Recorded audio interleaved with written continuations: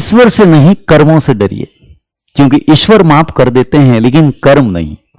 उसी प्रकार से आपने यह भी सुना होगा कि कर्म करते रहो, फल की इच्छा मत करो, जिसे भगवान कृष्ण भगवद गीता में निष्काम कर्म योग कहते हैं।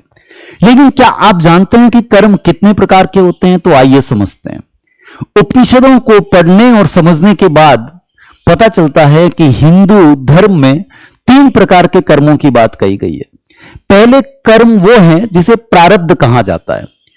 प्रारब्ध मतलब वो जो पिछले जन्मों के कर्म हैं और उसका भुगतान हम इस जन्म में कर रहे हैं, और इसी प्रारब्ध से हमारी एक्चुअल में कही जाए तो कुंडली बनती है, और कुंडली में जो ग्रह बैठे होते हैं उसके हिसाब से हमें इस जन्म में फल मिलता है। फिर अगर हम आगे बात करें तो दूसरे वो कर्म होते हैं जिसे संचित कर्म कहा जाता है। संचित कर्म का मतलब होता है कि पिछले जन्मों में जो हमने कर्म किए, जिनका संग्रह हो चुका है, वो संचित कर्म है।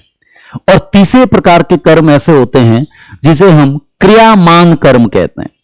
क्रियामान कर्म का मतलब होता है जो कर्म अभी हम कर रहे हैं और भविष्य में जिसका भुगतान हमें करना पड़ेगा।